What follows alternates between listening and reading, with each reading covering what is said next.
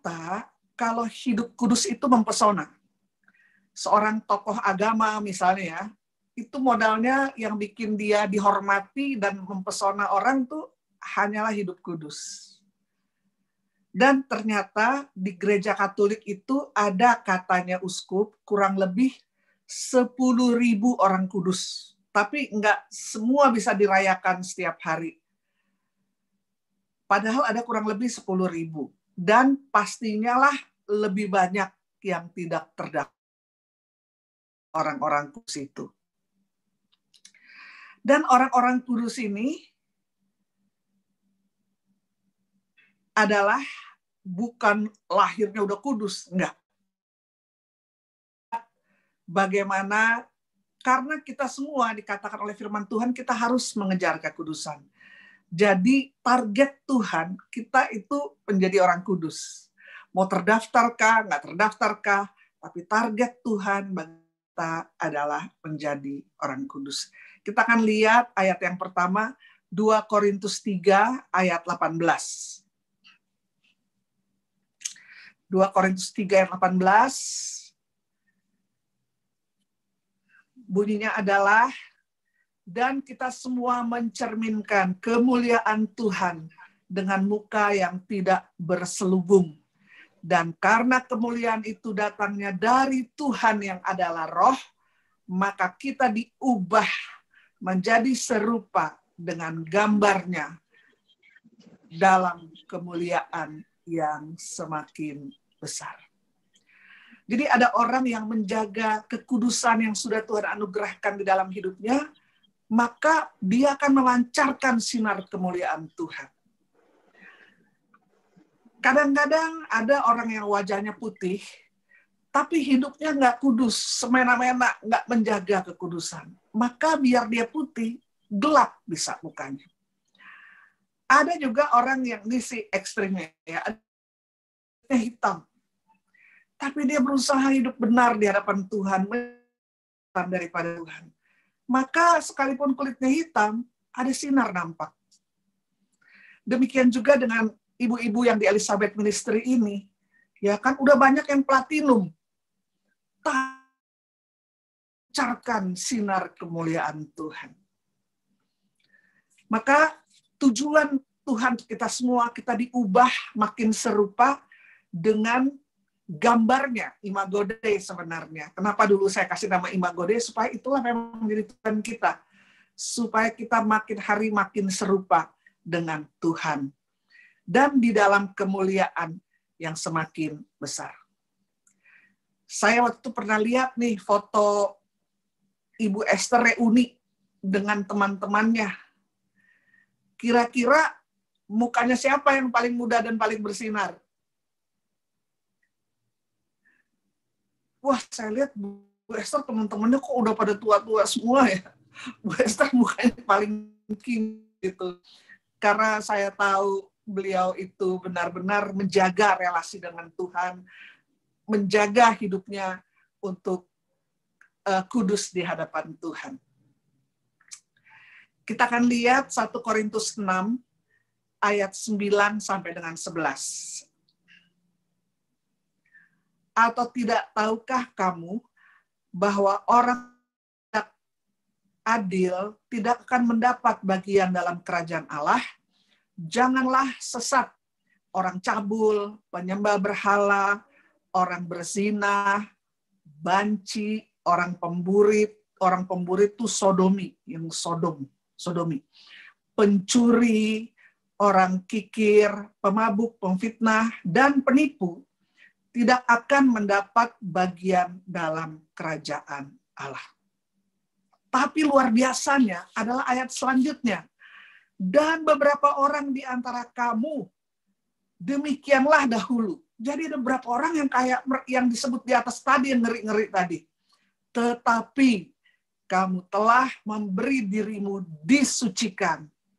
Kamu telah dikuduskan. Kamu telah dibenarkan dalam nama Tuhan Yesus Kristus dan dalam roh Allah kita. Karena sedalam-dalamnya dosa, kasih pengampunan Yesus lebih dalam lagi. Asal kita datang pada Tuhan, seberapa parah pun, seberapa ngeri pun dosa, kalau datang pada Yesus Kristus Tuhan, maka jika kita mengaku dosa kita, Allah adalah setia dan adil. Dia akan mengampuni segala dosa kita dan menyucikan kita dari segala kejahatan. Sekalipun dosa kita merah seperti kermisi, Dia sanggup putihkan kita seputih salju. Sekalipun dosa kita merah seperti kesumba, Tuhan sanggup putihkan kita seputih bulu domba. Luar biasa, luar biasa. Maka kita ini dikuduskan oleh darah Yesus. Dan biarlah kita mau tinggal di dalam kekudusan. Sebagai manusia, kita masih jatuh bangun dalam dosa. Tapi biarlah jatuh bangun kita dalam dosa itu, grafiknya naik. Jadi kalau dulunya pemarah, grafiknya naik. Dalam Yesus akhirnya jadi peramah. Yang dulunya suka bohong, cobalah di dalam Yesus akhirnya menjadi orang yang jujur. Jadi jatuh bangun kita dalam dosa, grafiknya mesti naik. Ada orang jatuh bangun dalam dosa, datar. Makanya orang bilang, lu nggak berubah, lo percuma, lo ikut pede, lo ikut apa, masih pembohong, masih gosip, masih negatif. Itu grafiknya nggak naik. Bahkan yang arah tuh yang turun. Waduh, makin jahat aja kelihatannya ya. Tapi biarlah setelah kita dikuduskan bukan oleh emas atau perak, tetapi dengan darah Yesus Kristus Tuhan, maka biarlah kita menjaga kekudusan itu. Kita mau bertumbuh di dalam kekudusan. Kita pandai bertobat. Supaya orang yang melihat kita tahun lalu, 2 tahun lalu, ketika bertemu dengan kita sekarang, oh lu kok makin berubah sih, makin bersinar deh wajahnya, kok makin baik, makin damai, makin bertanggung jawab, makin rajin, mesti terlihat perubahan dalam hidup kita. Kita lihat lagi 1 Timotius 1 ayat 15 dan 16.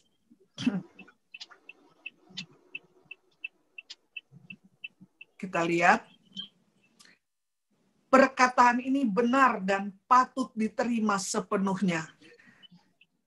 Kristus Yesus datang ke dunia untuk menyelamatkan orang berdosa.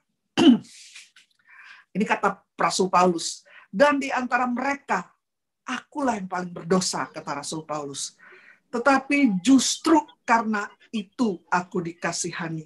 Agar dalam diriku ini, sebagai orang yang paling berdosa, Yesus Kristus menunjukkan seluruh kesabarannya. Dengan demikian, aku menjadi contoh bagi mereka yang kemudian percaya kepadanya dan mendapat hidup yang kekal. Puji Tuhan. Jadi kata Rasul Paulus, dia orang paling berdosa.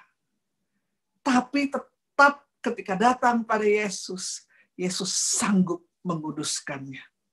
Dan dia memelihara kekudusan itu. Bahkan menjelang akhir hidupnya, Rasul Paulus berkata, aku telah menegakkan imanku sampai garis akhir. Puji Tuhan. Kadang-kadang ada orang, kita mau sungguh-sungguh dalam Tuhan, ya, mau biasa-biasa aja, kan upahnya sedinar. Jadi ada orang, biarin aja, pokoknya gue udah terima Yesus, nggak usah terlalu capek-capek deh, sama-sama sedinar. Benar. Kita semua sama-sama sedinar. Sama-sama masuk dalam kerajaan sorga ketika menerima Yesus sebagai juru selamat dan penebus dosa-dosa kita. Tapi rupanya, di sorga itu ada tingkatan. Masuk sorga sih sama-sama masuk sorga. Masuk Firdaus, penjahat yang paling bejat aja, last minute dia bertobat, langsung 1 dinar. Masuk Firdaus. Tapi ternyata di dalam kerajaan sorga ada tingkat-tingkatannya. Ya, kita akan lihat 2 Timotius 2, mulai ayat 20. Dalam rumah yang besar bukan hanya terdapat perabot dari emas dan perak, melainkan juga dari kayu dan tanah. Yang pertama dipakai untuk maksud yang mulia, dan yang terakhir untuk maksud yang kurang mulia.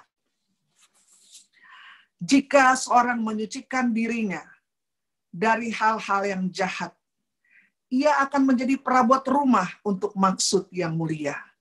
Ia dikuduskan, dipandang layak untuk dipakai tuannya, dan disediakan untuk setiap pekerjaan yang mulia.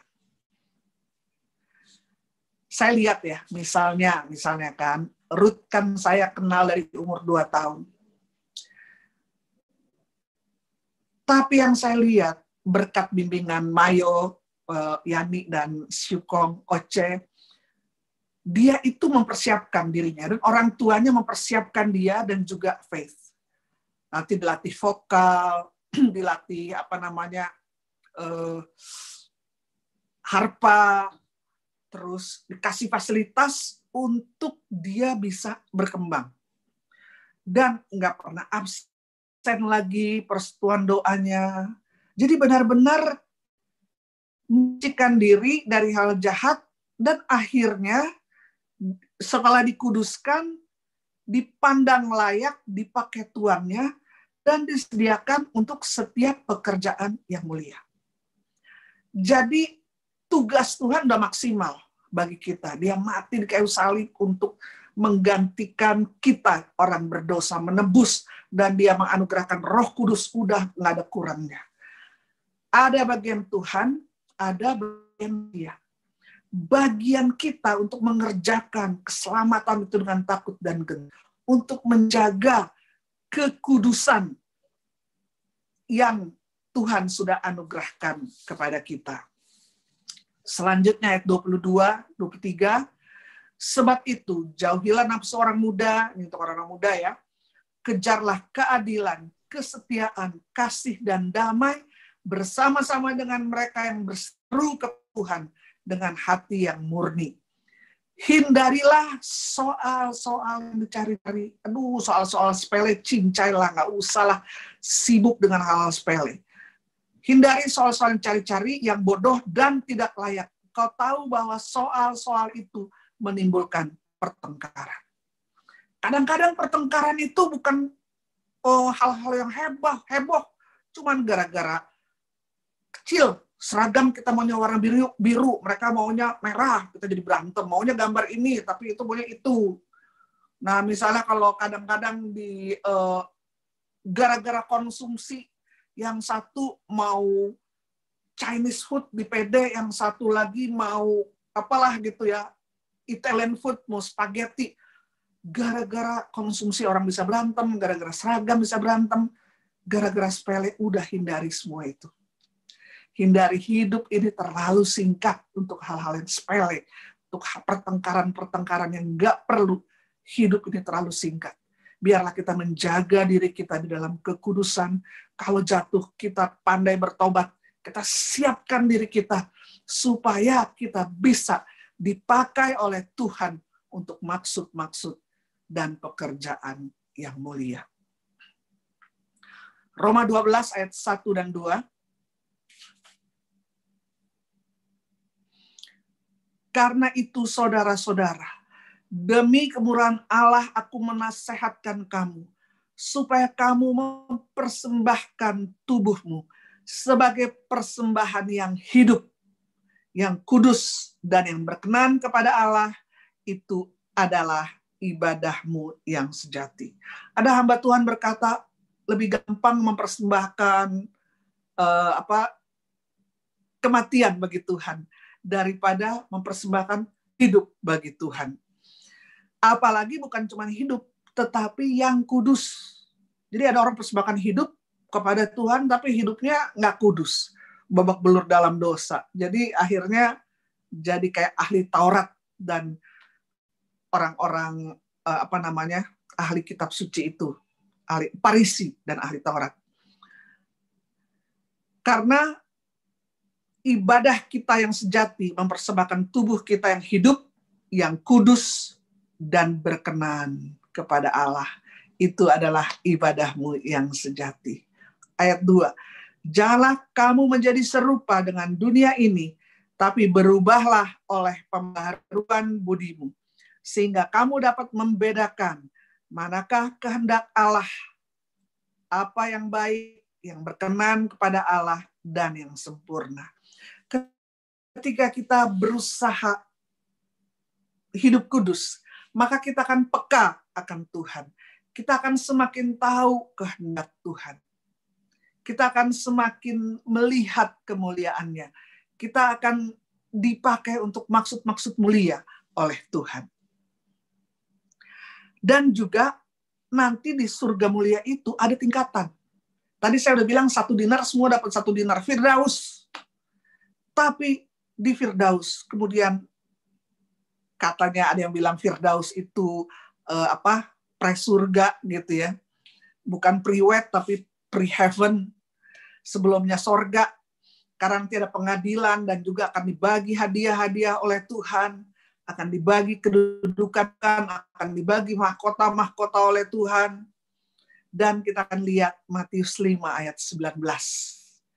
Karena itu, siapa yang meniadakan salah satu perintah hukum Taurat, sekalipun yang paling kecil, dan mengajarkannya demikian kepada orang lain, ia akan menduduki tempat yang paling rendah di dalam kerajaan sorga. Jadi paling rendah rupanya ada yang rendah, ada yang tinggi di kerajaan sorga. 1 dinar semua, tapi nanti ada yang rendah, ada yang tinggi di dalam keabadian. Tetapi siapa yang melakukan dan mengajarkan segala perintah-perintah hukum Taurat, ia akan menduduki tempat yang tinggi di dalam kerajaan.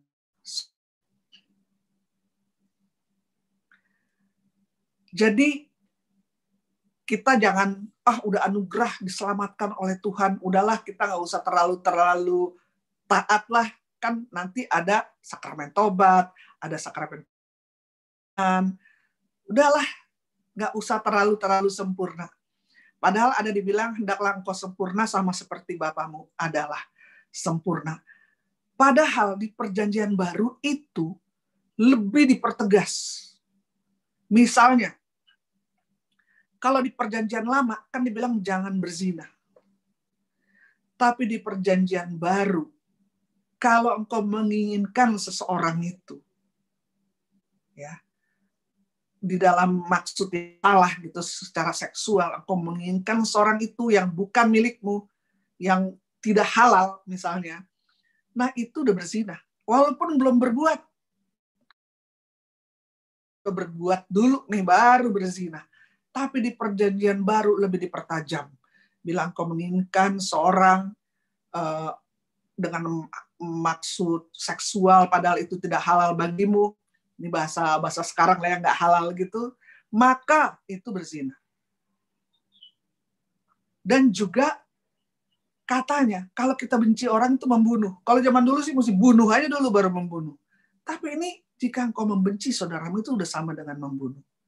Maka di sini lebih disempurnakan hukumnya. Tapi kita nggak usah khawatir karena ada Roh Kudus. Jadi jangan bertobat lagi oleh 50 dosa yang sama. Tapi kita mau berusaha. Kan udah dikasih anugerah kekudusan dan ada Roh Kudus, maka kita berusaha hari demi hari untuk meningkatkan kualitas kekudusan hidup kita. Karena nanti dalam keabadian ada tempat yang rendah, ada tempat yang tinggi, pesan tempatnya dari sekarang. Ada VIP, ada kelas 1, 2, 3, ada kelas festival misalnya. Maka kita pesan dari sekarang tempatnya. Ibrani 12 ayat 14. Berusahalah hidup damai dengan semua orang dan kejarlah kekudusan. Sebab tanpa kekudusan tidak seorang pun akan melihat Tuhan. Jadi kita harus kejar kekudusan itu. Ada usaha kita. Kita kejar misalnya sampai Yesus mau nginep di rumah Sakius. Karena Sakeus juga mengejar. Dia lari-lari, dia naik pohon, dia ada usaha gitu. Jadi dia nggak tinggal di rumah, biar Tuhan Yesus datang ke rumah saya. Tapi kejar, ada usaha. Kejarlah kekudusan. Sebab tanpa kekudusan, tidak seorang pun akan melihat Tuhan. Orang kalau hidup kudus itu mempesona. Contoh ya, saya waktu itu diberi kesempatan oleh Tuhan ke Kalkuta, India. Diajak oleh sahabat saya Maya Rumantir untuk bertemu Mother Teresa. Dan waktu itu Mother Teresa itu cuma menerima batas karena beliau masuk keluar rumah sakit. Jadi yang waktu pagi hari itu yang diterima cuma rombongan kami cuma berapa ya? 4 orang. Terbatas karena beliau baru keluar rumah sakit. Dan biar Mother Teresa itu pemenang hadiah Nobel nggak bisa masuk mobil. Jadi kita parkir di luar, masuk jalan kaki ke gang, baru masuk biaranya. Dan mau misa waktu itu, biaranya tuh nggak pakai ubin. Kita pikir kapan ya ditaruh tikar supaya kita bisa duduk di tikar gitu. Kan di Indonesia nih kalau duduk di bawah aja tuh biar udah pakai marmer kadang-kadang ditikerin juga. Nah jadi kita lagi nunggu, tiba-tiba udah waktunya mau misa, masuklah suster-suster langsung duduk di semen situ. Oh ya udah, jadi kita langsung ikut duduk. Tuh hening banget pagi hari soalnya, hening sekali. Tiba-tiba saya merasakan hadirat Tuhan sangat kuat. Biasanya kita kan di dalam praise and worship, wah baru merasakan hadirat Tuhan yang kuat. Tuhan sih maha hadir, cuman kita tapi waktu itu aduh sampai merinding, aduh ada apa, kayak hadirat Tuhan itu terasa kuat banget. Waktu saya lihat di pintu masuk, itu Mother Teresa, dia di kursi roda, beliau masuk ke ruangan, langsung terasa kemuliaan Tuhan masuk ke ruangan. Luar biasa pancaran kekudusan itu. Dan ketika selesai misa, jadi nggak banyak suara, diam aja dia masuk ruangan, kita udah rasa ada hadirat Tuhan. Yesusnya besar dalam diri dia, egonya benar-benar kecil. Dan setelah itu, setelah Romo memimpin misa, didoakan gitu. Itu benar-benar ketika Mother Teresa memandang kita, itu seperti Tuhan meminjam matanya untuk melihat kita. Dan waktu beliau menumpahkan tangan di atas kepala, itu terasa kayak Yesus meminjam tangannya untuk meletakkan di atas kepala kami. Padahal mukanya kan udah kusut, banyak penderitaan, tetapi terpancar kemuliaan Tuhan. Saya saya bertobatnya di mahasiswa. Saya belajar juga mengejar kekudusan. Waktu teman-teman ngomong jorok, ketawa-ketawa untuk hal yang jorok, saya berusaha nggak nimpalin. Saya nggak mau ikut. Kalau ada teman-teman lagi ngomong gosip, saya juga nggak mau ikut. Berusaha, walaupun nggak langsung jadi. Ada jatuh bangunnya, kan kita takut dihina sama teman-teman, kadang-kadang suka mengalir aja sama teman-teman, tapi lewat jatuh bangun itu saya mau grafik kekudusan saya naik gitu. Dan saya berusaha setiap hari makan firman, mau ngerti kayak nggak ngerti, saya makan firman, saya berdoa, saya jaga relasi dengan Tuhan. Dan apa yang terjadi?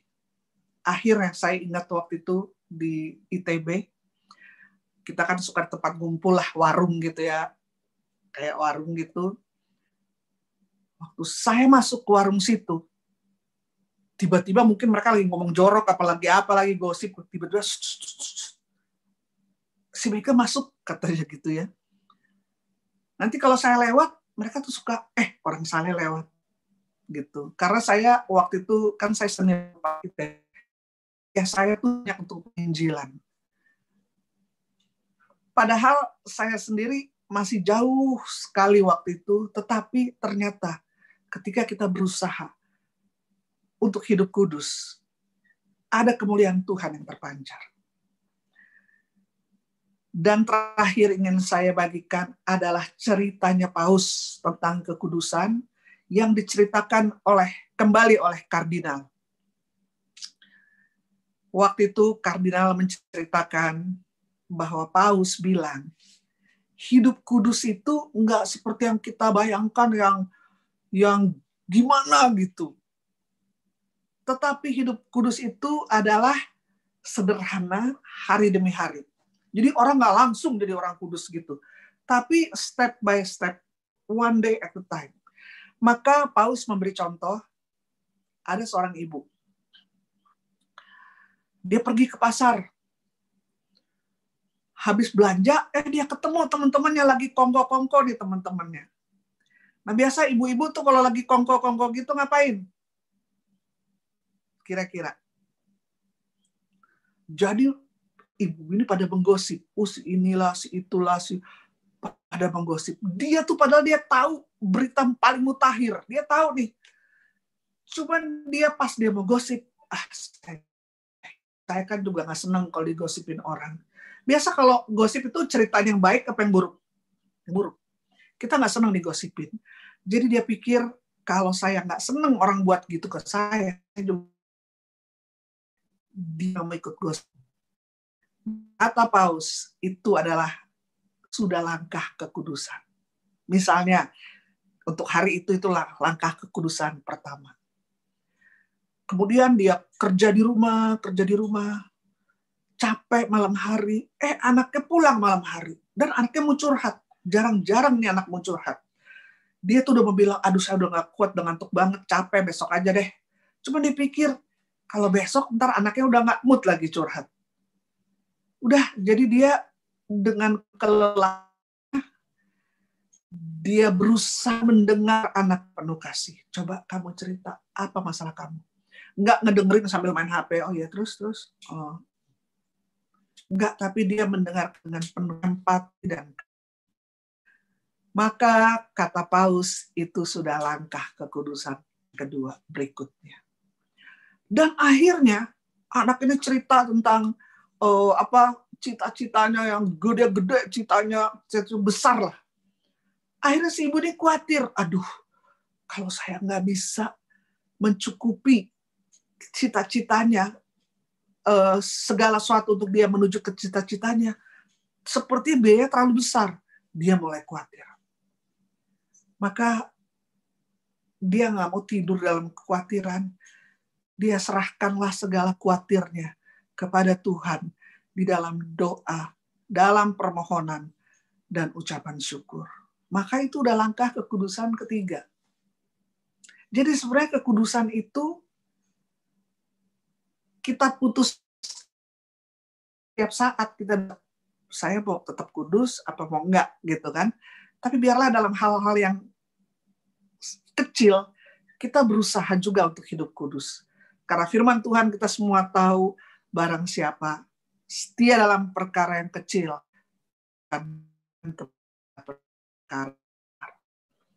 maka besok paginya ibu ini ke pasar lagi.